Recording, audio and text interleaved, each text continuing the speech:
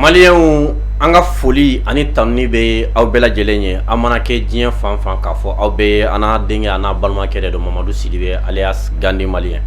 an bɛ aw ka émission préférée kɔnɔ émission min ni an b'a wele espace de vérité n'o ye tiɲɛ kɛnɛ espace de vérité a bɛ sigi aw ye ka jamana kodɔnnaw wele mun na faamuyalen don u ka yeta an'u ka faamuyali o ye min ye jamana kan degun bɛ mun kan u ka sigiyɔrɔ la jamana mara taabolo fɛ k'u wele ka na an ka se ka kuma solution bɛ se ka sɔrɔ degun ninnu na cogo min na u bɛ se ka wuli cogo min na jamana kɔnɔdenw u bɛ se ka don da kelen fɛ ka bɔ da kelen fɛ cogoya min na bi an ni association Dagakane n'a fɔra ko association Dagakane yɛlɛmani mara la a dogolen tɛ maa si la aw bɛɛ lajɛlen bɛ association in dɔn ka sabu kɛ association in a ka wulikajɔ fanga bonyana jamana ko in na kosɛbɛ association ni an b'a wele association pour le développement du cercle de Yɛlɛmani Dagakane association in kɔnɔna la a maaw ka wele sera an ma a bɛ wagatinin bɔ k'u b'a fɛ an ka sigi ka baro kɛ sigi ka baro min n'a bɛ na boli association ka taabolo kan ko fɔɲɔgɔnya dɔ tun bɛ association kɔnɔ a maaw ni ɲɔgɔn cɛ a bɛɛ lajɛlen ye malien ye o dɔrɔn tɛ a bɛɛ lajɛlen yɛrɛ yɛlɛmaniga ye an ko an ka dayɛlɛlen don fasoden bɛɛ lajɛlen ye n'i bɛ na kuma en tant que kuma bɛ kɛ bonya ani karama kɔnɔna la dayɛlɛlen don bɛɛ lajɛlen ye ka se ka n'i ka hakilina fɔ cogo la o y'a sɔrɔ i ma dankari maa ka hɔrɔnya la i ma nkalon d'a ma la n ko n'o don dayɛlɛlen don u bɛɛ ye nka sani n ka kuma di n balimaw ma n'alen don ka min wele association Dagakane kɔnɔna la n b'a fɔ aw ye nin émission kelen a bɛ passer radio so 10 ɲɔgɔnna la Mali kɔnɔ o radio so 10 ninnu olu ka programme falen ka sabu kɛ k'an ka émission espace de vérité an bɛ maa minnu wele ka na maaw dɔn maa minnu ka kodɔn ka bon maa dɔn maa min n'u ka jamana kanu ka bon kosɛbɛ radio so fɔlɔ ye radio islamique ye ale bɛ Kolokani Daɲɛ FM o bɛ Nara Cikan FM o bɛ Kolonjɛba Miracle FM o bɛ Buguni radio Gɛnɛ kan ale bɛ Fana Fuladugu FM ale bɛ Kita n'o bɛ Kasaraw fɛ radio Wasolon ale bɛ Yanfolila Wateni FM ale bɛ Sikaso Ɲɛna radio Sanso FM ale bɛ Sanso Morila o bɛ Buguni fɛ fo ka taa se radio Toguna FM ma o bɛ Baɲangara mara la an b'a fɔ aw ye aw ka dɔn ka fɔ nin émission kelen nin bɛɛ lajɛlen radio ninnu faralen don an kan an ka maa welelenw ka se k'u kumakanw na tami u ka radio so la min bɛ se ka to jamana kɔnɔdenw b'a dɔn wale min ni a bɛ jamana in kɔnɔna la an b'a fɔ an ka sponsor bɛɛ lajɛlen ye foli tanuni k'a di u bɛɛ lajɛlen ma aw b'a kalama bi association Dagakane kɔnɔna la mankan ka ca kuma caman fɔra nka émission yɛrɛ tɔgɔ kama ni an b'a wele espace de vérité n'o tiɲɛ kɛnɛ a ka kan maa maa bɛ yen ni siga kelen don ko la ko min ni faamuyali ma sɔrɔ a la k'u wele ka na an ka sigi an ka kuma an ka tiɲɛ yɛrɛ yɛrɛ fɔ maaw ye i n'a fɔ association i n'a fɔ émission yɛrɛ a tɔgɔ bɛ min fɔ tiɲɛ kɛnɛ balimaw an bɛ min fɔ aw ye a mana kɛ Mali fan fan aw b'a fɛ k'a dɔn mun de bɛ yɛlɛmani bi kuma caman fɔra la n'a b'a fɛ k'a tiɲɛ dɔn émission in a y'a partager ni n balimakɛ fila ɲɔgɔnna bɛ na baro kɛ siga baro kɔnɔna la a ka ca Ala fɛ aw bɛ n'a dɔn ka fɔ wale min n'a bɛ ka kɛ yɛlɛmani balimakɛ i ni ɲantuma Gandi Malien an ka foli b'i ye kɔri baasi la baasi foyi tɛ alhamdulillah n'a tɛ k'i ma baasi ye i tɔgɔ ani i jamu ani i bɛ jɔyɔrɔ jumɛn de la association Dagakane kɔnɔ bon an ka foli bɛ maliyɛnw bɛɛ lajɛlen ye ne tɔgɔ ye Mahamadu Jime Dukure n sigiyɔrɔ bɛn bɛ Bamako ma ne ye association Yɛlɛmani cercle Dagakane tɔnden jɛkulu dɔ fana sigilen b'a kɔnɔna la ni ɲɛmaaw y'o sigi k'a fɔ ko ni ci min bɛ Dagakane bolo u ko o maaw dɔw ko u kun ɲɛsin o ma n'o ye sɛbɛnkow ni fɛn wɛrɛw ye n b'o jɛkulu fana kɔnɔna la mais Dagakane bureau exécutif min bɛ yen ne tɔgɔ t'o o la voilà n bɛ kɛ i b'a fɔ membre simple membre. D'accord, Inch'Allah. Merci beaucoup. Balamakɛ, salam alaikum. Wa alaikum salam wa rahmatullahi wa barakatuh. Somɔgɔw bɛ di? Somɔgɔw kɛnɛ. N'a tɛ k'i ma baasi ye i tɔgɔ ani jamu ani bɛ jɔyɔrɔ jumɛn de la association Dagakane kɔnɔna la? Ok, Mamadu Sibi an b'i fɔ kosɛbɛ. An b'i baarakɛɲɔgɔnw bɛɛ lajɛlen fɔ. Ne tɔgɔ ye Abubakar Sibi. Ne bɛ bɔ commune rurale de Konsiga. bon ne ka jɔyɔrɔ bɛ association na n'o ye secrétaire au développement bon la en même temps aussi minnu bɛ baara kɛ walasa Dagakani ka sɛbɛnko minnu mankan bɛ yen donc ka jatew minɛ an b'o membre fana la quoi. D'accord. Mbalumakɛ Sibi, merci beaucoup. Mbalumakɛ Mahamadou Djimé Doucouré, an ka foli bɛ aw bɛɛ lajɛlen ye ka wuli ka se an ma ka fɔ kumakan bɛ aw bolo yɛlɛmani kunkan association Dagakani kunkan k'aw b'a fɛ k'i da don a la ka ɲɛfɔ o bɛ sɔrɔ danaya de fɛ an b'a fɔ aw ye aw bɔra aw ka so aw nana aw ka so an bɛ min ɲini aw fɛ kuma in ka kɛ bonya karama o kɔnɔna la ani ka se ka tiɲɛ fɔ fasodenw ye fasodenw ka se ka a dɔn. Monsieur Doucouré, n'a fɔra ko association Dagakani Dagakani a kɔrɔ mun de y'a to a ye association Dagakani mun de y'a to a y'a créé. Voilà, Gani foli diyara n ye an bɛ association président ba fo n'o ye Moribo Nɛnɛ Doucouré ale de ye association in président fondateur ye Dagakani n'i y'a mɛn i tulo la marakakan de don ko développement Dagakani an ka taa ɲɛ n'i ye taa ɲɛ fɔra o ye développement ye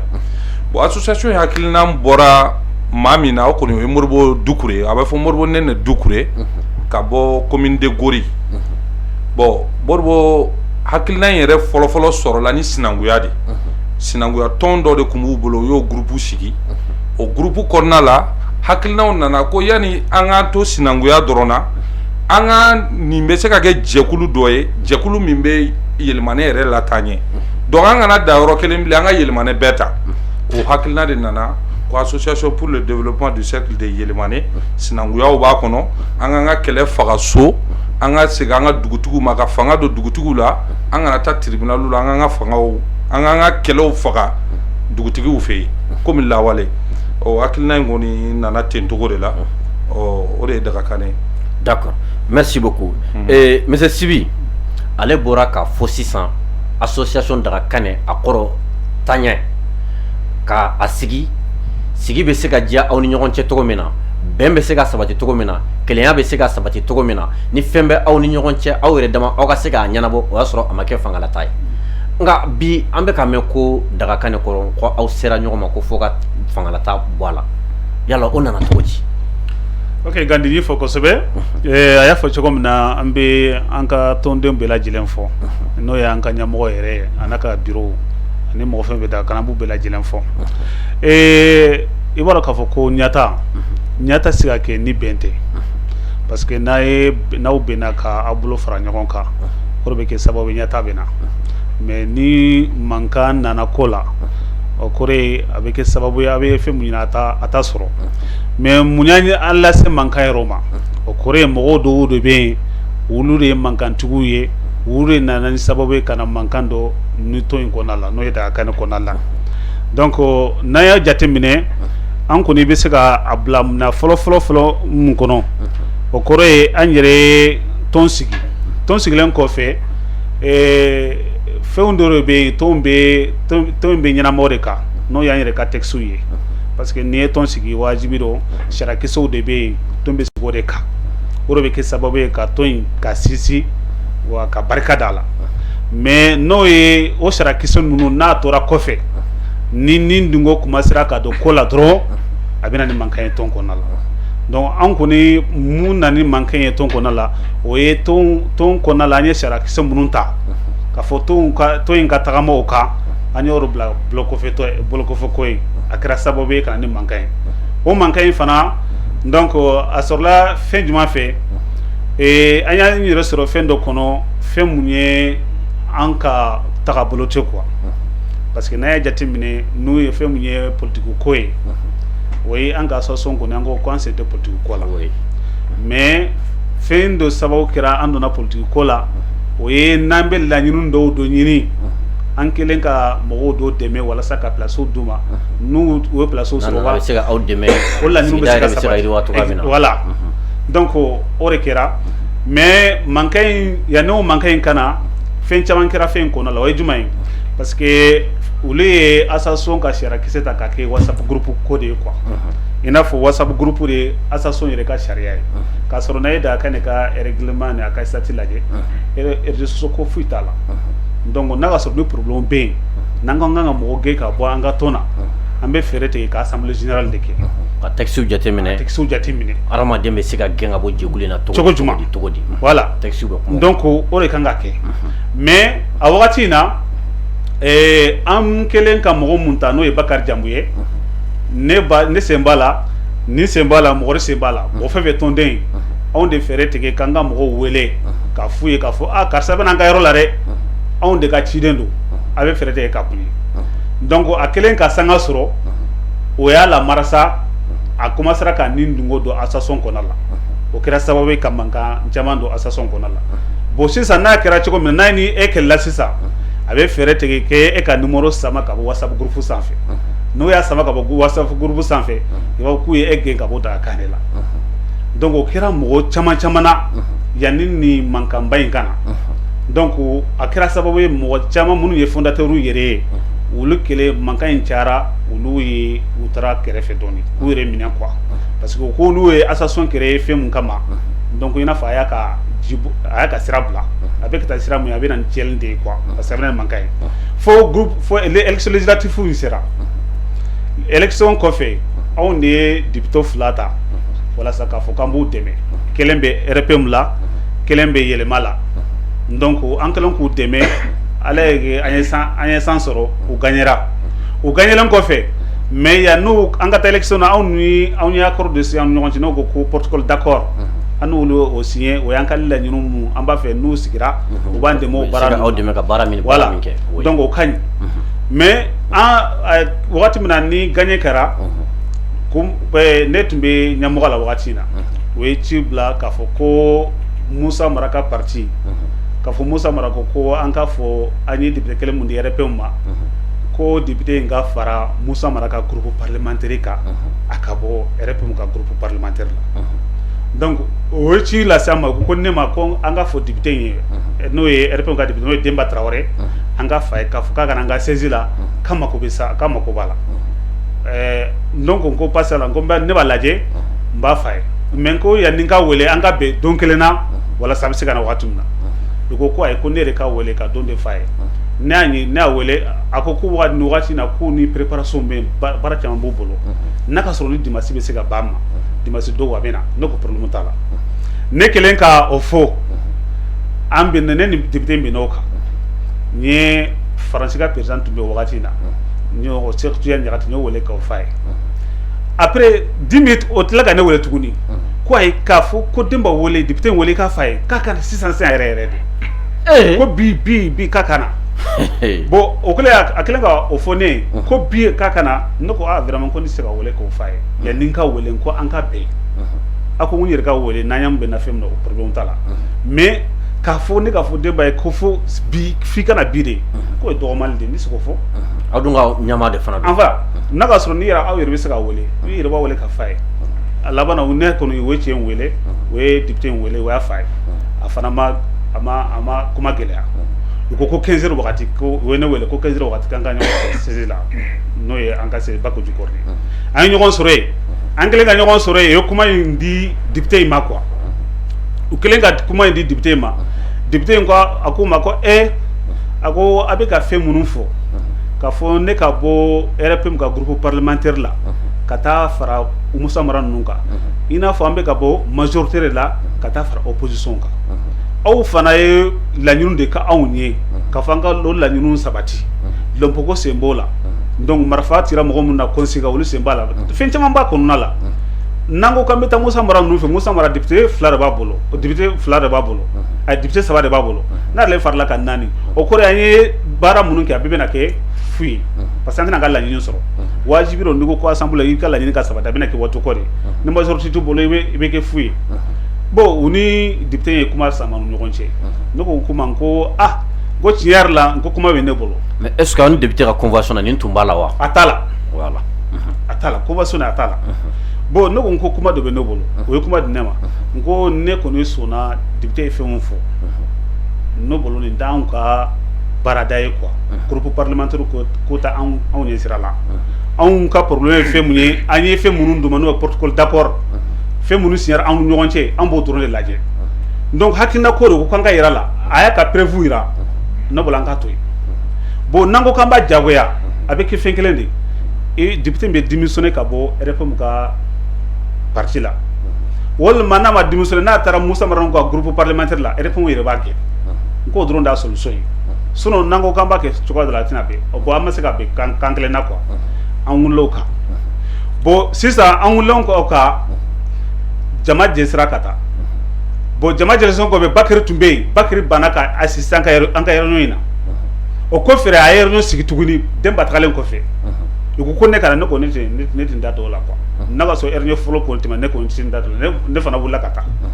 ja o be na ko fo o ga dem bay njago ya fa ka bo ka groupe parlementaire la dem bay fana ko kale te po donc modo sur la jama ina ko vraiment kanga an kana kele ke ni na ko ni danga kele ko yo ko adun ti ko convention fana ko voilà cela veut dire que tu as abulo de poro la voilà atanga convention fana ko la mais Bakary ira ko ay kaunde ya deme ka ke député ko naw ya ke député ko nan ko fefa ko aboreke ko hotel député to yo wo ya bi mo deme ka blaka député bolona mais te foka ay ni ne ko fem e boreke o sika ke bo ya fa chugo mana atanka sartu kan fana ko la nango ko ti ya jamfa man jamfare amma fuike aw ya jamfa o de che jamfa voilà donc o de manka o fana manka nchara ko jugu assassin ko la alabana fo mo korba o de bora fo député ka yaro la ni we khanya kai onana fo bamako ya kana ka fo kanga fo ka beke quoi ko ni ma se manga koma mais awasro Bakary wojo doke wojo nungo la ko aya mala aya cha bengo abengere mawa ko ni wojo nun garder ko mankan do be sénat ko demba ya njafa ko parce que ko député faire ko be sénat assemblée ko la député to godi député faire ko ka député faire to godi groupe parlementaire ko la ko do ça million keme 150 millions donc ko beke député be 100 voilà bon allez au commande nous fou bon wakati mna kuma injesra donc labana commande nous ya atme privé ka na public la o fana mankan cara tuguni bon labana fo makorba bora fo kanya kana donc aw tuma fe ka député ken aw tuma fe ka fere da ale kona bora ale da malo fa ore tuma no député nyon chewa tier ni ko ni député ko fere ko be abe ka fo ko bo ka député ka bo groupe parlementaire de ko atata yoro wore cela veut dire que fere le tuma aw kono voilà donc abora ale kayro la o ko ngana mba bolo we ale message privé fitera malo ya famia bon o kolon ko fe to ba bora fo kanyaka awaso ne represent on na usira na ko sibi ko na parce que du se netra sezila to na to ba on na ka bo kanyaka ko sibi ka on na re amba fe ka fo ka beke mais depuis sur ani Bakary sigira ambina ko makangelenka bo demba ya abengere abena fere tege ni Bakary na dro abe ya fa delike demba ye ambe teme no kuma ne ro ko no kera ko ni ko be dianye parce que mankan no ambe ka mankan fudo quoi no mo langa mangan ne chugo mna quoi mais ni ngera ko ni o kan bo alabana unana keneka Bakary nana to ro no ko Bakary makaka wuli ka ya fadla bengeni no député ko kala take o fana mankan wula tuno fo mo gore wula ka ko Bakary ko wuli kikitike dam donc ina fo mankai sisa ambra mankai na mais mo mo daga kelete aka kelete ba donc antoro o chuga indela ala wana député fula munun kera yele daga kan wo deme no yele ma député ni fait RPM député mais ale yele ma député tellement ani demba tebe ayo ota zila quoi no yele ma député anoro beta yorola no rebe fembela jele fo malo sandu samia dola samba mana yele mania fo yele ma sera intégra donc ale ni yele ma député intara ñogon fe donc demba kelentara aburani kay gouverneur ani télévision no warte moy wulu tara ñogon fe bo ot la ka digi Bakary la tuguni comme na ko yoke bo sisa yele ma député ndo ko message vocal bo WhatsApp groupe sans fait ko sisa kale ni demba be ñogona ci comme na ko akamana ganelo mais ale be ladeli kaw ni mo ye ko ale blasira o woje nu yo usoro WhatsApp groupe sans fait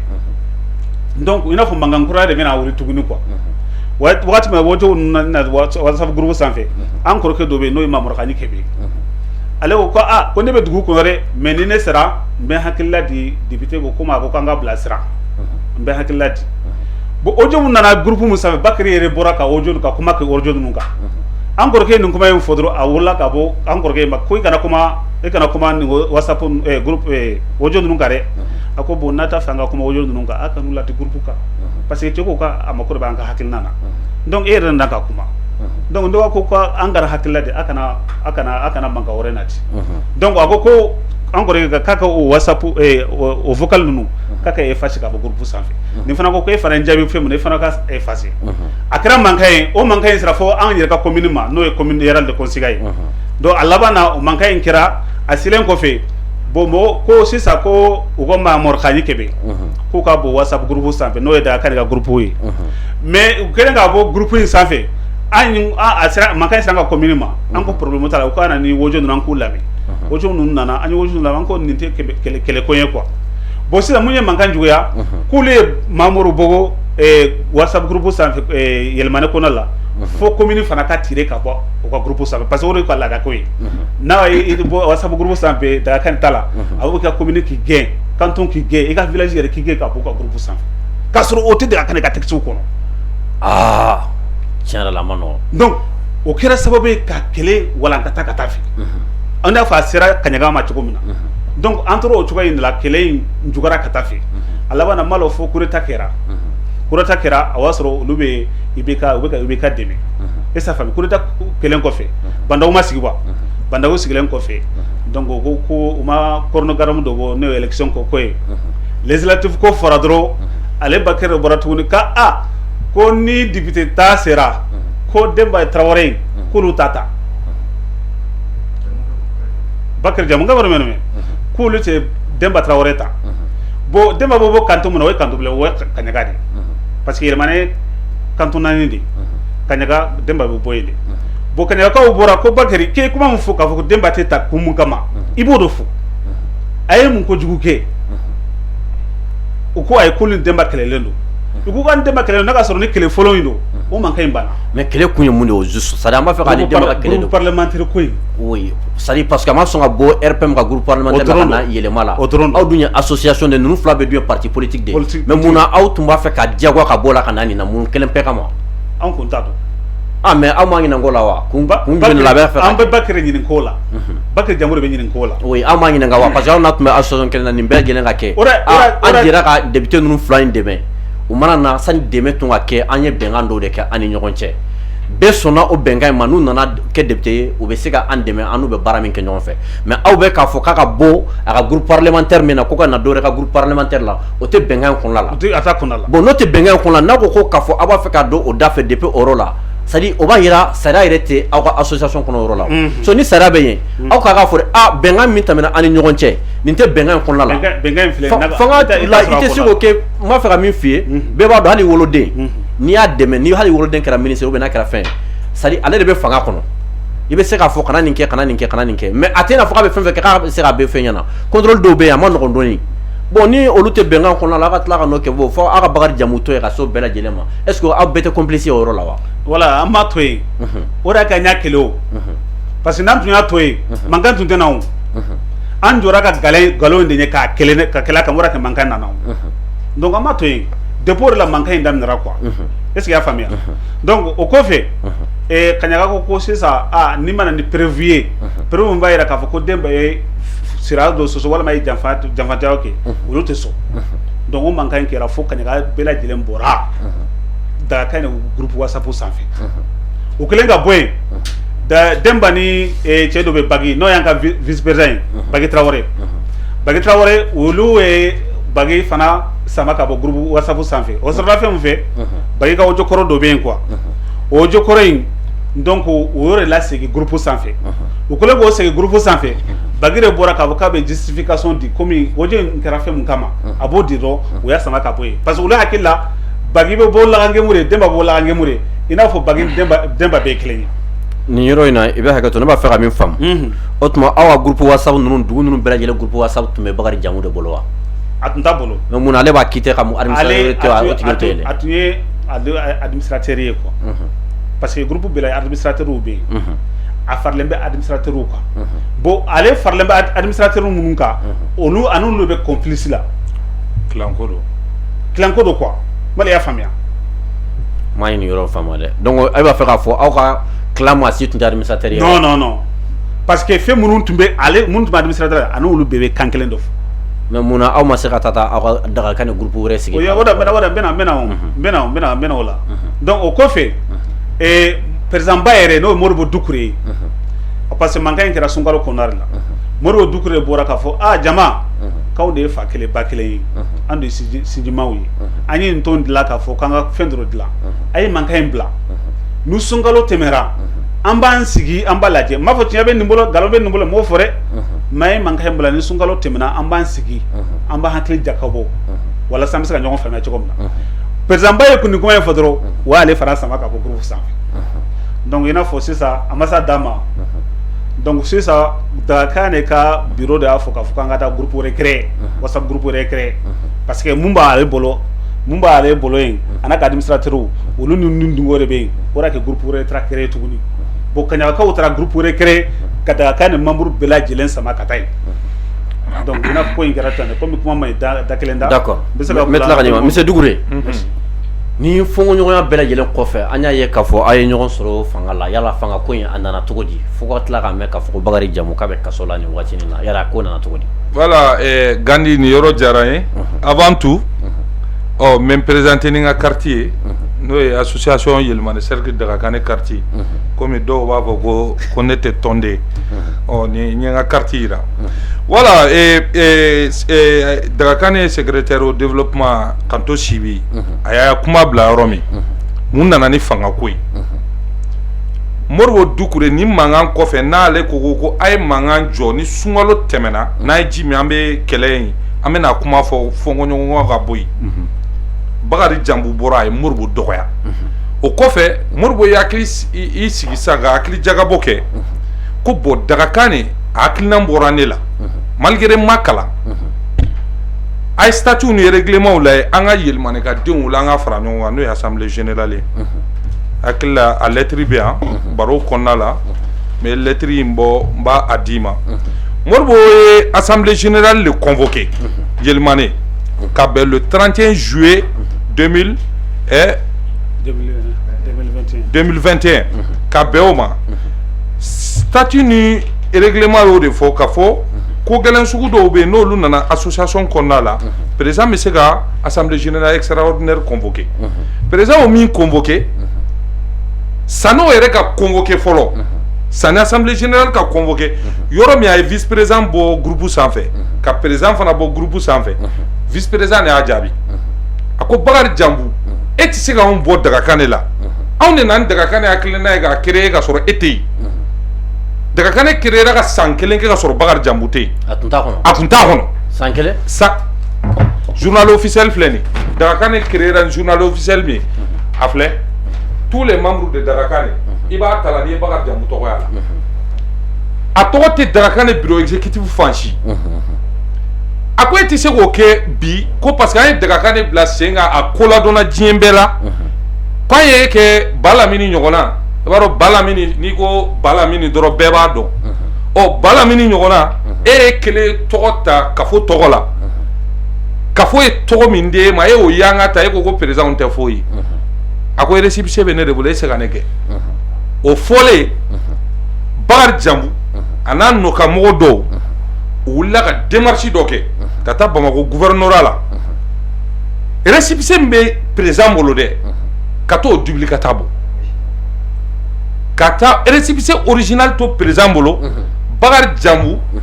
a ye président ka signature de imité ka taa duplicata bɔ association na a création waati a tun tɛ yen a tun tɛ yen a ka tila ka taa duplicata a ma bɔ a kalama se ka association wɛrɛ créer ka baara kɛ n'o min tɛ Dagakan parce que Dagakan de kɛra n ko dɔw ka nansɔngɔ de tun bɛ bɔ Dagakan de la duplicata filɛ nin so ne bolo c'est très facile association ma ɲɔgɔn faamu jama bɛ nɔfɛ n bɛ taa association kura créer dɔrɔn ni n ka jama bɛ taa association kura la problème fɛn tɛ yen tuguni duplicata yɛrɛ dalen don a la ko jama bɛ nɔfɛ problème bɛ association de nɔfɛ tɔgɔ ko tɛ foyi foyi ye il suffit seulement sini n ka taa association kura dɔ créer dɔrɔn a banna i ka taa ni jama ye a banna duplicata filɛ nin ka original to yen ka taa président ka signature imité lettre bɛ ci Bamako gouverneur ma ni lettre cira ni Modibo tɔgɔ ye Bakari Jambu ka téléphone numéro de b'o lettre kan mais lettre ninnu bɛ ci ni Modibo tɔgɔ ye gouverneur fana o bɛ lettre nu jaabi ni Modibo tɔgɔ ye mais ka sɔrɔ Modibo tɛ, Modibo dalen bɛ yɛlɛmani ni manœuvre bɛ ka kɛ Bamako bon o kɛlen duplicata bɔlen an wulila ka ko nu ɲɛɲini komi o dossier bɛ pôle économique la n bɛ a ɲini an ka tɛmɛ o yɔrɔ kan o dalilu bɛɛ b'an bolo mais an tɛna an tɛgɛ mago la k'o yira publiquement comme dossier bɛ pôle économique la ayi no dossier b'a bolo yan minɛ voilà mais Gandi papier ka ca dɛ maliyɛnw n bɛ fɛ Gandi ka nin lettre in kalan gouverneur ka lettre min cira Modibo tɔgɔ la gouverneur ma ani gouverneur ye lettre jaabi jɔn tɔgɔ la Gandi m'a ɲini fɛ i ka nin lettre in kalan maliyɛnw k'a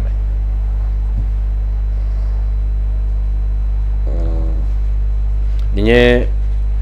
Monsieur Modibo Dougouré, président de l'association pour le développement du cercle de Yélémané Dagakane, à Bako Djikoroni, AC Bamako, téléphone, numéro tant, référence, votre lettre, numéro, en date du 16 mois 2021. Voilà. En faisant retour de votre dossier cité en référence, j'ai l'honneur de vous notifier que la déclaration des pertes datant de l'année 2020 n'est valable que pour 3 mois. Par conséquent, je vous prie de la reprendre en vue du traitement du dossier. Voilà, donc on est gouverneur qui a fait gouverneur du district de Bamako. Bayi Konaté. Bon, gouverneur est lettre Minjabi. Lettre inflée. Anta photo ta djembe ka ya flé. Gani yere ko nyebala. Oui, nyabo fana la nyabo. O lettre est tiré Bamako gouverneur le 16. Bamako gouverneur est Ninjabi le 18. Oui. Le 18, gouverneur est la nini minke. Bakar Djamou klala ka lettre woreke le 18 ka soro ka ta fausse déclaration de perte gla. Ni 21 de 2021. Voilà 2021 au bekera 2021 le 18 juin 2021. A fana gouverneur Djabi au Dongele le 18 juin 2021. Mais a Djabi rani John Togo du même ni lettre ga. Ni Modibo Dougouré. Modibo ga signature fana de do. Oui, président de l'association pour le voilà. Modibo Dougouré, oui. Mais ka soro Modibo Dougouré te. Duplicata borati. Bon, on l'entara Bamako gouvernorat là. On a nyini nous c'est fait. On tarabo ma do de fana ka nyini nous kono. Ja haute semaine in kula avec gouvernorat là. Au joint. 14 fois. Allez be trop fort. Ou trop tiens bo avec Bamako gouvernorat là. Comme dossier be antina anda do bela. Voilà. Okele. Ode ne re togota. Kakato Bakar Kouma mi sigilen filɛ ko tɔgɔ ta maa o maa taara o enquête la k'an bɛ tɔgɔ ta brouillon na ka Bakari Jamu wele k'a fɔ a ye sufɛ u bɛ mun de kɛ u y'u bolo di ɲɔgɔn ma ka taa sigi ka Modibo wele téléphone na 20h waati allo Modibo ça va ko ka e de ye Modibo e de association Dagakane président ye e kun b'a fɔ k'e ka récépissé tununa e tilala ka na récépissé duplicata bɔra sisan e tilala ka na ko a ma tunu wa original mi bolo ni ma nana mi datugu kaso la Bakari do fo cɛ ko Modibo ouais ka nin kunu monter quoi pour que voilà k'a ka siran a ka nano quoi immédiatement Bakari yɛrɛ bɔra message audio dɔ la a y'o fɔ ne y'o mɛn Modibo c'est mon grand frère ne kɔrɔkɛ de don ne y'a wele n ko jɔn y'i wele a ko numéro dɔ y'a wele ko faamaba dɔ de don n ko a numéro de a ye numéro de a n y'a gosi n ka téléphone na i b'a dɔn application dɔw bɛ yen n'i ye mɔgɔ ka numéro ta k'a don a kɔnɔ a bɛ na n'a tigi tɔgɔ a bɛ na n'a tigi tɔgɔ ye ayi n ko nin tɛ se ka kɛ faamaba ye n ko nin ye denmisɛnnin de bɛ nin don a bɛ gouvernorat kɔnɔ immédiatement dugu jɛra anw tagara an ye kuma gɛn ka jɔ a la komi an bɛ émission de la an ye kuma gɛn ka jɔ a la a ye jɔnkala fɔ kun minnu y'a kɛ an tɛmɛna olu la an ko sisan bɔn a fɔ Jambu ye k'a ka na duplicata in a ye layidu d'a ma k'an ka 2 jours d'a ma 2 jours a kɛɲɛna an ko bɔn an ka taa gouverneur fɛ yen gouverneur bɛ se ka annuler o ko an ma ko gouverneur tɛ se ka annuler ko tribunal administratif k'a sɔrɔ an dun y'a ɲɛɲini a fɔra ko 4 mois bɛ gouvernement bolo gouverneur bolo n'a ye document min bɔ n'a ma ɲɛ a bɛ se ka annuler an ma fɛn fɔ an sigilen tora toujours an bɛ Dagakane ka hakilina nɔfɛ an kana ɲɔgɔn wele fanga la mais est ce que aw ma se ka gouverneur la dɔnniya k'a fɔ mɔgɔ dɔ b'a ka gouvernorat kɔnɔ min ka baara ye nin ye wa an ye lettre o lettre sɛbɛn gouverneur ma a bɛɛ bloquera kɔfɛ de an bɔr'o kalama k'a fɔ senkɔrɔjugu minnu bɛ gouverneur kɔrɔ ye lettre bloqué min bɛ gouvernorat la a b'o tigi est ce que hali bi o bɛ gouvernorat la yen ba an kɔni bɛ faamu ma kɔsa in na a maa bɛɛ dafalen bɛ a bɛɛ dalilu fana b'an bolo mais ni dalilu bɛ aw bolo aw ma se gouverneur ma aw ka se gouverneur de ma sisan an tilala ka se gouverneur ma mais taale kuma ɲɛfɛ o yɔrɔ de bɛ na o kɛlen an ye waati de ta pour que Dagakane ko an k'an ka kɛlɛw faga so an kana taa fanga la an k'an sigi ay wati ko la président nana sisa solution te ko ina ay plainte ke Bakar Jamuga commune 5 tribunal la au dossier de ko tara info la ou ye Bakar bla duplicata en babulu abe tienina président nana sisa ko bo kele tiara yelemani association kelenga bangi association wolovla la bembale afe daga kani association wolovla de wolola ka ba kele mono ma ba joli tara ka sababu ke Bakar Jamu kele ni mana kele doro aka groupe bebe tadi ayo kene yɛrɛ faso la bon o kɛlɛ min kɛra président bɛɛ wele assemblée générale la ko a de association minnu bɔra ale yɛrɛ ka association in kɔnɔ u bɛɛ ka na an bolo di ɲɔgɔn ma an ka bɛn fɔ an ka bureau kuraw sigi o kɛlen an sigilen assemblée tɔ tora tile 4 dɔrɔn an balila min na dɔrɔn jugement référé dɔ sɛbɛn poyira ko Bakar Jamu ka jugement référé dɔ kɛ commune 5 na ko Modibo bɛna assemblée générale min kɛ le 31 et le 29 est référé qu'à le 29 juillet millions tchera ka do komina ka diembe wole moko kuwa bieti ka abo jamana kofe ko 31 ko yelmane ka dembe ga nyongo soro dugutugu be wolele le 29 à tara jugement référé que commune 5 là tu t'imagines commune 5 juge do ka ordonnance ta ka be yelmane événement do bali yelmane terrain ga kasoro tribunal be yelmane juge te ya tribunal procureur be kabakodo et président du tribunal be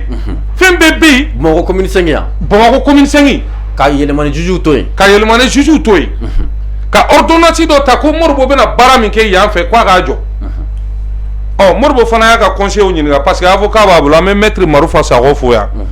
Modibo ka avocat ko aya ka barake aw ka barake ne fana be nga barake Bamako Modibo ya ka assemblée ke aw ye appel ta o ordonnance mi Bakar Jamu événement kera bureau kuraw sigira événement kele sisa a yirala ka fɔ ko ko résolution damadaman be yelmane ka dongo ku mago bola ko k'olu kɛ a fɛn fɔlɔ ko dagakane siège min be Bako Jikɔrɔni ACI la ko ka yɛlɛma ka taa Yelemane ko parce que a fɔra ko siège kun kan ka taa jɔ Yelebane de ani centre de formation an da bɛ tila ka na o la bon komi yan'o siège ka jɔ siège kɛra Bamako entre temps ko transférer ka taa o résolution fɔlɔ ye filanan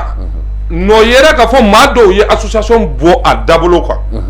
ka association fo usage de faux olu bɛɛ kɛra ka association transformé ko ya kɛ ONG kɛlɛ in kɔnɔ an bɔra o bɛɛ kalama o gouvernorat kelen na o bɛɛ dalu b'an bolo ka tila ka fɔ ko ka association a kun kan ka taa sira minnu fɛ association tɛna baara kɛ Yelemane bilen dɛ a bɛ taa baara kɛ politiciens de ko Musa Mara ko an ka taa kɔlɔn dɔ se nin du Boyingeli Musa Mara ko ta an ko an ka association sigi kun tɛ Musa Mara ko ye o maa dɔw olu gɛnna ka association siège transféré ka taa Yelemane et résolution filɛ nin ye Gani ni résolution taara ni résolution nunu de dara ɲɔgɔn kan ani isiw kun bɛ kɛnɛ kan u ye constat min kɛ ka o da ɲɔgɔn kan Modibo nana Bamako gouvernorat la ka na yiru la bon n ye n ka siège transféré ka taa Yelemane a ye récépissé dɔ di yan gouverneur ko Modibo ma a ko an tɛ se ka récépissé di ma parce que e ko k'i ka siège transféré ka taa Yelemane Yelemane bɛ Kayi région de fɛ Modibo n b'i ka document kɛ ɲɔgɔn kan Dagakane dossier maire fɛn fɛn bɛ yen a y'a bɛɛ kɛ ɲɔgɔn kan ka ci ka taa Kayi gouverneur ma bordereau min dara k'a filɛ nin yan gouverneur fana ok a date lajɛ ni ye 9 septembre 2021 a y'a lamɛn malien le 9 septembre 2021 Modibo ka assemblée générale kɛra Dagakane le 31 juillet Modibo ye laɲini kɛ gouverneur fɛ gouverneur ye laɲini exécuté le 9 septembre nin bɛɛ y'a sɔrɔ Bakar Jamu yɛrɛ ma assemblée kɛ ni ye le 9 septembre 2021 bon gouverneur kɛlen k'o kɛ appel kɛra dossier min kan dossier min n'an ye appel k'a kan appel kɛra o dossier kan Bakar yɛrɛ ka jugement référé an taara cour d'appel la cour d'appel ye jo di Modibo ma pour défaut de qualité ko Bakar Jamu k'e tɛ se ka Modibo wele fanga la cour d'appel ye arrêt bɔ ko Bakar Jamu e tɛ se ka Modibo wele fanga la parce que e yɛrɛ tɔgɔ tɛ bureau exécutif yɛrɛ kɔrɔ e yɛrɛ dɔnnen tɛ ko Dagakane ɲɛmɔgɔ ye mais i y'a tɔnden de e tɛ se ka Modibo wele fanga la o waati kelen komi a y'a sɔrɔ Bakar Jamu yɛrɛ résolution taara Yelemane ka denw fɛ maa ba joli dugutigiw bɛ yen alimamuw bɛ yen procureur ka lasigidenw n'u ka préfet a bɛɛ ɲɛmaa bɛɛ bɛ yen k'a fɔ ko Bakari Jambu gɛnna ka bɔ Dagakane la Modibo ka avocat fana y'a ɲini ko Bakari Jambu dɛ Dagakane tɔgɔ dɛ a ka haramiya da parce que a gɛnnen don résolution na statut ni règlement o fɔ donc a ka Dagakane tɔgɔ bila a bɛ ka tiɲɛni min kɛ n'a ye ka tila k'a ɲini Modibo fɛ Bakari fɛ a kana jama jɛrɛ foyi kɛ ni Dagakane tɔgɔ ye ka tila ka ɲini a fɛ n'a y'o kelen o kelen kɛ ni ici o y'a constaté a bɛ $1,000,000 sara cour d'appel a ka arrêt cour d'appel fana o jo fana di aw ma o y'o jo di arrêt de don Gani ni arrêt in bɔlen a tilala ka notifier ni 27 septembre 2021 voilà arrêt in tilala ka notifier Bakari Jambu la par voie d'huissier k'a f'a ye k'a tila k'a fɔ a ye a yɛrɛ k'a signé tuguni baara min kɛ association Dagakane tɔgɔ la bi mana bala ni tɛgɛ taara fɛn fɛn na i bɛ wari sara o kɛra ka tila ka Bamako gouvernorat k'o fana sommer par voie d'huissier ka kelen bila ka taa ministère de l'administration territoriale la nin bɛɛ la k'a yir'u la kiiri bɔra cour d'appel ka arrêt filɛ aw ka ko la don a la ni Bakari sera u ma komi a sera duplicata ko la cogo min komi a b'a la k'aw bɛ assemblée a bɛ association yɛlɛma ka kɛ ONG an ka n'a sera olu ma u ka arrêt u ka sommation in yira anw sigilen tora la Gandi cour d'appel ye Bakari bali k'a kana assemblée générale kɛ Bakari taara assemblée générale kɛ le 12 septembre cour d'appel ka arrêt a y'o sɔsɔ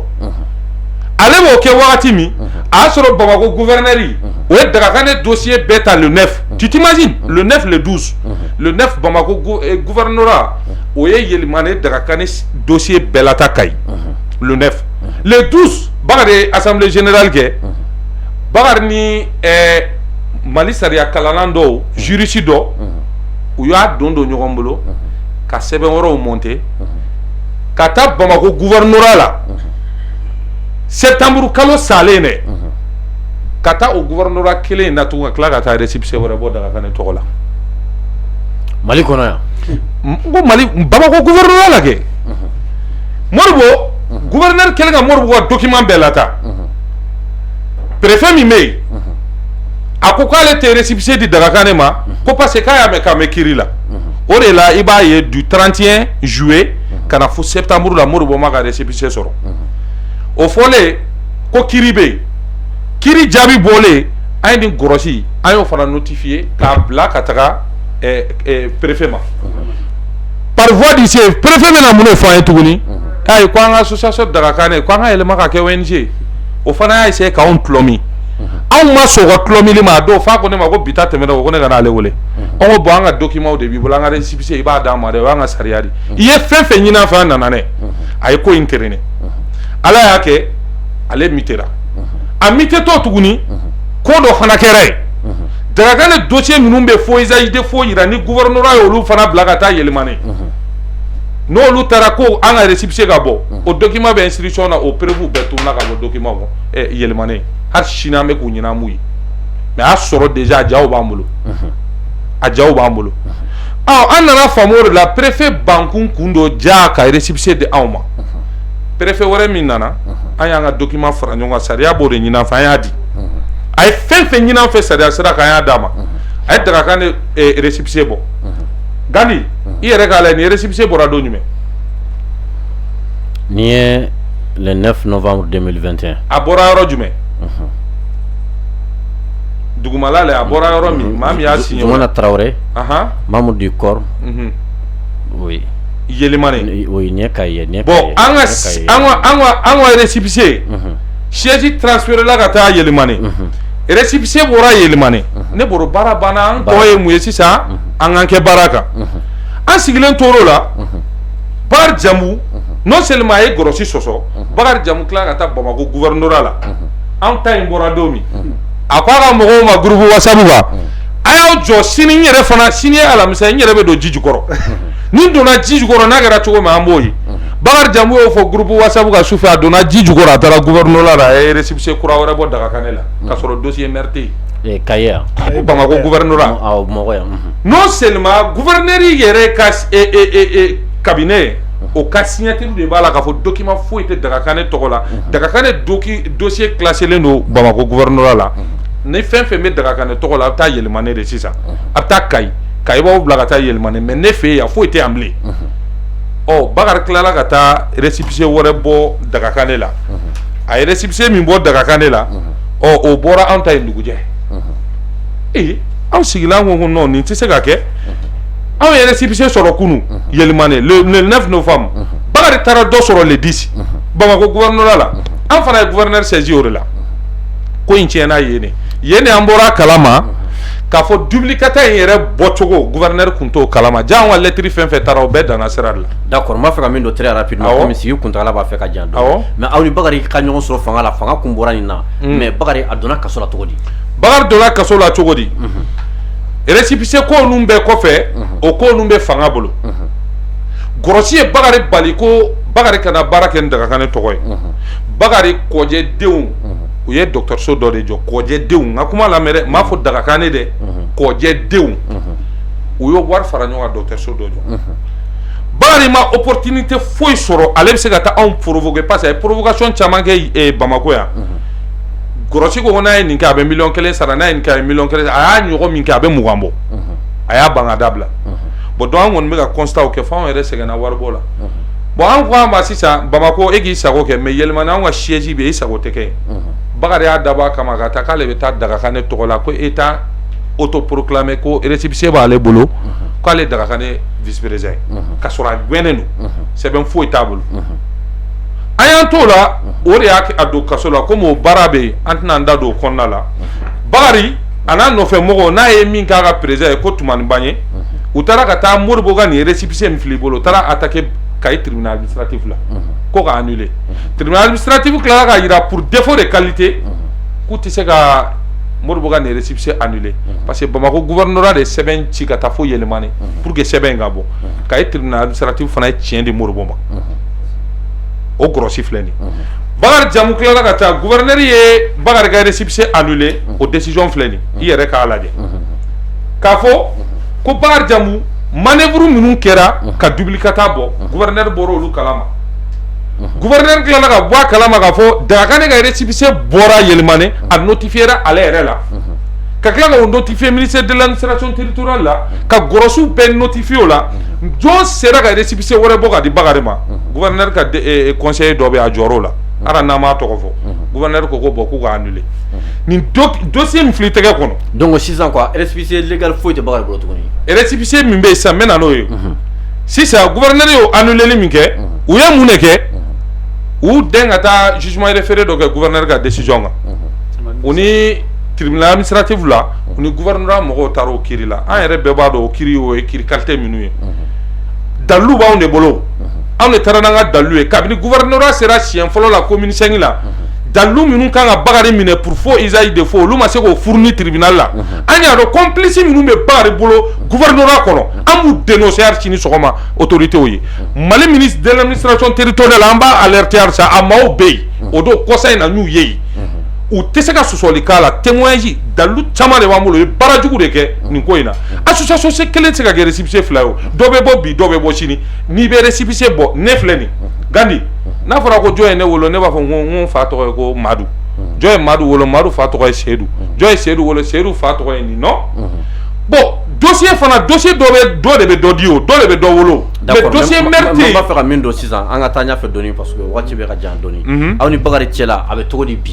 di bi Bakari bɛ kaso la halisa kiiri kɛra ou bien kiiri ma kɛ kiiri ma kɛ alhamdulilayi procuration min ne yɛrɛ de tɔgɔ la ka association représenté an bɛ an ka ɲɛmaaw fo Kayi kiiri ma kɛ an sigilen bɛ ka kiiri don ma kɔnɔ mais kiiri caman b'an ni Bakari cɛ parce que fɛn fɛn filɛ an y'a fɔ tan nin Gɔrɔsi ninnu fila u bɛɛ bɛ cour suprême na actuellement baara bɛ ka k'olu kan Bakari ka kiiri o ye waati jumɛn de fɔ a la u ma wagati fɔ an ye Bakari ka kiiri la an kɔni sigilen don ka lamɛnli kɛ wagati ma fɔ parce que munna an nana ye mɔgɔ caman bɛ yen minnu kɛra a ka complice ye convocation nana convocation filɛ ici o bolo a clan bɛɛ bolila ka taa min ka boli ni juge ka convocation ye ka taa Faransi kɛ juge yɛrɛ bolo ye convocation di dɔw ma olu y'a tɔgɔ tigɛ a dugujɛ bɛɛ ka taa Faransi d'accord an kɔni an bɛ ka justice lamɛn monsieur Sibi a ye balimakɛ bɔra ka caman fɔ sisan nin bɛɛ lajɛlen kɔfɛ sisan yala aw ni fanga tigilamɔgɔw cɛ bɛ cogo di min ye c'est à dire aw ka fɛn min bɛ yen sisan aw ka gouverneur min bɛ yen sisan fo ka taa se maire ma ani aw ka préfet ninnu aw n'u cɛ bɛ cogo di bi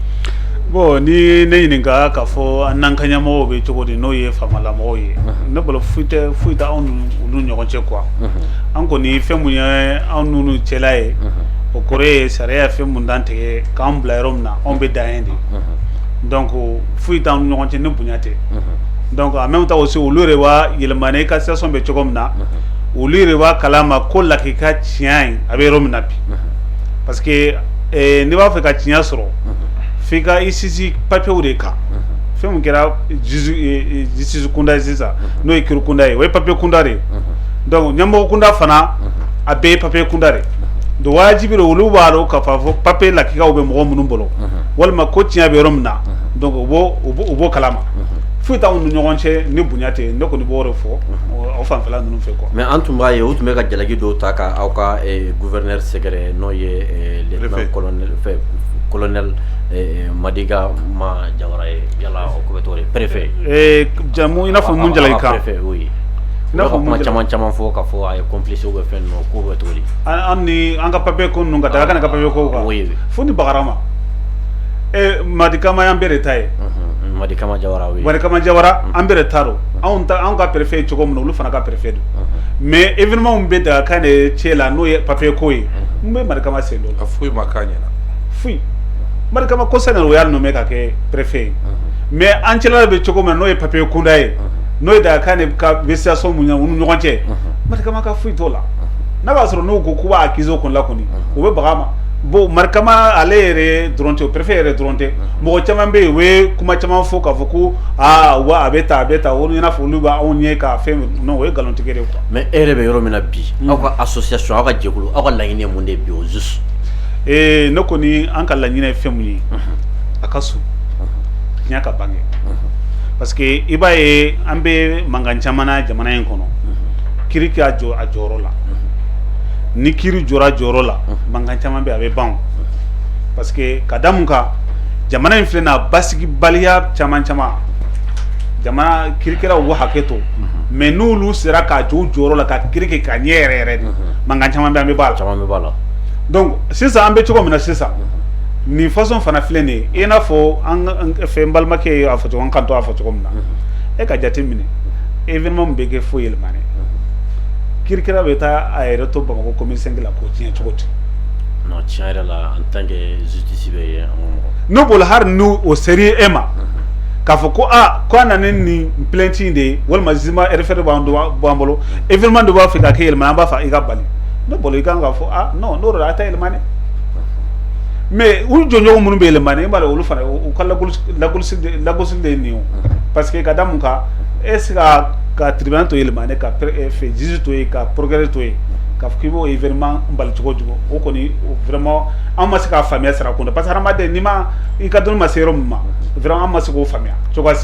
bon o de filɛ k'a sɔrɔ bagi a fana bɛ ka basé o de kan k'a ka kɛlɛ kɛ d'accord malgré que o y'o jugement min kɛra Bamakɔ ye fɛ i n'a fɔ cour d'appel ye o tiɲɛ mais hali bi ale tun bɛ a basé o de kan ka nin dungo kɛ d'accord monsieur Dugure komi jamukan bɛ ka se a kuncɛyɔrɔ la aw yɛrɛ b'a dɔn caman an avancera kosɛbɛ n b'a fɛ ka min dɔn e yɛrɛ bolo bi solution jumɛn de bɛ nin na bi Daga ko solution jumɛn de b'a la e bolo bi voilà Gandi i bɛ hakɛ to n bɛ nin yɔrɔnin faranfasiya yɛlɛmani ka denw k'a faamu parce que an bɛ plateau kan n'an bɔra peut-être maa dɔw bɛ na ko droit de réponse mais yan'u ka na droit de réponse la ko Daga ko k'u kana an ka débat kɛ maliyɛnw k'a lamɛn o la an bɛ bɛn i labɛnnen don ni y'u wele ka na n'i y'o labɛn hali sini sɔgɔma cɛ dɔw b'an bolo min bɛ se ka na yan sisan u b'a kuma fɔ mais n'an bɛ kuma an bɛ kuma ni dalilu de ni ne fɛn fɛn fɔ n bɛ dalilu de bɔ n tɛna ko a tɔ bɛ so dɛ Gandi o don n kun b'i balimakɛ dɔ ka plateau kan a ye ɲininka kuma dɔw la komi a tun bɛ k'i sinsin yɔrɔ dɔw kan ko wayi ko Daga Kane n'o y'an ka 3e vice président Daman Konte waati dɔw la o bagara ma ka kɛlɛ ka nkalonjugu dɔw da la komi a y'a fɔ cogo min ka fɔ o de la an ko soutien Bakari Jambu association tɛ dɛ mɔgɔ dɔw de tun bɛ association kɔnɔ olu tɛ mɔgɔ wɛrɛ fɛ ni Bakari tɛ o bɛ fan bɛɛ quoi o bɛ fan bɛɛ mɔgɔ la bon o y'a sɛbɛn a kɔnɔ ko Daman Konte k'a kun ye association siège kɛ Bakɔ Jikɔrɔ ni ACI président de don dɛ k'a kun y'a kɛ a balimaw siyɔrɔ ye k'a y'a kɛ a balimaw tileyɔrɔ ye k'a muso tun bɛ gâteau feere Daga Kane tɔgɔ la k'a ye nin kɛ a ye nin kɛ a ye nin kɛ mais Gandi an nan'a ye bi Bakari Jambu de n'a ka denbaya bɛ si la Daga Kane so kɔnɔ donc a ye Daman labɔ k'o lagosi k'o nɛgɛ bɔ mɔgɔ la ka nkalontigɛ sɛbɛnw dilan ka u ka ngalon k'a kɔnɔ k'a banna ka taa RPM fɛ ko ka taa million dɔw minɛ o bɛɛ sɛbɛnnen bɛ PV kɔnɔ komi i yɛrɛ ɲɛ b'a la PV de don dɛ seerejugu seerela dɔw a y'a lajɛ ne kun ɲinɛna nin de kɔ o don so u ye ɲininka plateau kan a PV filɛ nin ye ko k'a banna ka taa wari minɛ politiciens na k'a ye a muso bɛ gâteau feere Dagakane tɔgɔ la ko donc f'a ka démissionner diyagoya bi ne ɲɛ b'a la Bakari Jamu ka démoli bɛ ka k'a kɔnɔ a ka kɔɲɔw kɛra siège kɔnɔ an ka siège politiciens dɔrɔn de bɛ reçoit siège in kɔnɔ mobili san n'a ka d'ale de ma million 10 ni joli mobili k'a san ka d'ale ma million 10 ni joli an ka association a fɔra ko ka taa baara min kɛ kasobon kɔnɔna la 7600 € chèque dira député kɔrɔ in fɛ n'o ye Bugede Hawa ye o wari donna yɔrɔ min a ye Bakari ɲininka o la ko wari bɛ min dayɔrɔ ma fɔ o la a fɔra ko an ka centre de formation jɔ million de farala ɲɔgɔn kan mais o million minnu farala ɲɔgɔn kan si ma sa 30 tonnes Dagakane bila na 30 tonnes de sɛbɛnnen b'a kɔnɔ mais Bakari ko ale bɔlen kaso la ale taara ka taa Dakari k'ale ye 8 tonnes sɔrɔ a kɔnɔ jɔn ye Bakari yamaruya ka Dakari 30 tonnes de bɛ document dun kɔnɔ a ko 8 tonnes ko 8 tonnes fana taara min Bakari ko k'a kɛra gabakuru ye k'ale y'a fili donc n'u ko ko d'a ma ye tiɲɛni kɛ an fana b'u ɲininka o ka na ni Bakari ka ninnu dalu ye yɛlɛma ne mago b'o la. d'accord i ka kuma kuncɛ kuma. Gandi i ka kuma kuncɛ kuma min bɛ n bolo ne kɔniya t'anw bolo Modibo Nɛnɛ Dukura an bɛna wagati min ni Bagi Tarawele ko an k'a fɔ maliyɛn olu ye porte dayɛlɛ komi maa nafamaba dɔw bɛ jamana in kɔnɔ ministres b'o la waritigibaw b'o la opérateurs économiques b'o la k'u b'a lasigi u b'a labɛn mais Bakari ma sɔn a n'a ka tila mɔgɔw halisa porte dayɛlɛlen don ko yɛlɛmani ka don k'u bɛɛ ka na an ka don kulun kelen kɔnɔ halisa mais yɛlɛmani Dagakane sans la politique an y'o dɔrɔn de fɔ nous la nouvelle génération kuma min b'an bolo yɛlɛmani Dagakane sans la politique hali sini n'u y'a dɔn politique sera kan an bɛ taa ni statut ni règlement ye président min yɛrɛ n'a bɛ yen n'an bɛ se k'a lawuli ni statut ni règlement y'a sɔrɔ fanen tɛ bannen tɛ. d'accord on a kɛ Sibi faranga jumɛn de b'i bolo. ok Sidibe yanni n ka kuma cɛ ni tuma dɔ la u bɛ campagne kɛ nin ye quoi nin ye constat mun ye k'a fɔ ko Dagakane ye 2 milliards investissement kɛ yɛlɛmani donc n b'o f'i ye k'a fɔ ko campagne b'o kɛ u k'a jɔ quoi nin hakilina bɔra ne yɛrɛ la. hakilina bɔra yɛrɛ la. a bɔra ne yɛrɛ la bon ka da mun kan a wagati na u tun ye Bakari minɛ san 2 kaso ko outrage au magistrat commune 5 la a bɔlen kɔfɛ ne ko an ka lajɛ mɔgɔw ye baara minnu kɛ commune kɔnɔna la an ka taa constat k'u la k'u fɛnkɛ quoi donc o kɔrɔ ye jumɛn ye olu bɛ k'o baara in kɛ i n'a fɔ olu de y'a kɛ. o de kɛ Dagakane daga baara dɔn. Dagakane yɛrɛ tɛ dɛ komi e filɛ nin ye e ka commune na aw bɛ Dagakane la walima mɔgɔ wɛrɛ bɛ sɔrɔ yen a tɛ Dagakane la mais n'aw ka bɛ fɛn dɔ kɔ a b'a kɛ o tɛ Dagakane dɔrɔn ye tuguni o kɔrɔ ye bɛɛ lajɛlen de y'a kɛ mais tuma dɔ u bɛ nin de kɛ ka taa faamaw bara ka yir'u la quoi i n'a fɔ olu de ye baara in kɛ k'a sɔrɔ o ye nkalonfin de e bɛ se ka mɔgɔ to b'a la cogo jumɛn o se ka b'a la o donc o tun b'a fɛ k'o de f'u ye quoi nin papier nin filɛ nin ye a bɛ n bolo yan ne bɛ kuma cɛ ni fɛn mun ye ne bɛ fɔ n balimaw ye k'a fɔ ko an kɛlen ka tɔn sigi an ka tɔn sariyaw an k'olu batu an k'u bonya n'an sera ka an ka tɔn ninnu sariyaw n'an y'u batu ka tugu kɔ mankan bɛ ban parce que olu bɛ ka ko min na cogo min na o ye groupe WhatsApp o ti Dagakane ka tɔn o tɛ kelen ye quoi wala n bɛ fɛn kelen f'u ye fana o ye ka fara n kan k'u kan k'a fɔ ko mɔgɔw ma ko e donna Dagakane la bi nin donna kunu k'e ka fisa n'o tigi ye est ce que tɔnko ye yan mɔgɔ ye carte ta carte adhérent ta hali ni e san 100 de k'o tɔn in kɔnɔ n'a tigi y'a ta k'a don a la e ka fisa n'o tigi ye ayi a bɛɛ tɔn dɛ a bɛɛ tɔn den kelen dɛ donc wagati dɔ u b'o de confondre ɲɔgɔn na quoi bon a min ta aussi olu hakili olu ka sariya bɛɛ Bakari Jamu ye kuma minnu fɔ o de ye sariya ye c'est pour cela que article photo caman o de ta k'a fɔ k'u bɛ Dagakane mara n'o ye mais aw ka laɲini ye mun de ye Bakari Jamu fɛ bi non an ka laɲini ye fɛn mun ye o ye jumɛn ye o ye a kana bɛn sira la fɛ bɛn sira a kana o fɛ o même temps aussi a ka fɛɛrɛ tigɛ fɛn mun ye hakilina jugu minnu b'u la u ko hakilina jugu ninnu to yen sinon an filɛ nin ye a fɛ cogo min na an kɔni kɔnɔ foyi t'anw ni ɲɔgɔn cɛ bɛn ka d'an ye mais bɛn bɛ kɛ diya de kan d'accord merci beaucoup balimaw an ka foli ni tanuni bɛ aw bɛɛ lajɛlen ye an b'a fɔ aw ye nin tun ye association pour le développement du cercle de Yɛlɛmani ni an b'a wele ko Dagakane nin tun ye ani a maaw ka rencontre dɔ ye bi Dagakan ni situation kan yɛlɛmani situation kan an b'a fɔ aw ye u bɔra ka min fɔ sisan nin ye min bɛ Dagakan de kɔnɔ an ye min mɛn u ye min fɔ kuma tiɲɛ ye min ye a bɛ kiri ka bolo kan an bɛ Ala deli min na Ala ka bɛn sabati aw ni ɲɔgɔn cɛ Ala ka bɛn sabati aw ni ɲɔgɔn cɛ Ala ka hakili ɲuman di aw bɛɛ lajɛlen ma an b'o de ɲini aw bɛɛ lajɛlen fɛ Ala ka an bɛn nin sigi ɲɔgɔnna wɛrɛ ni a bɛ kɛ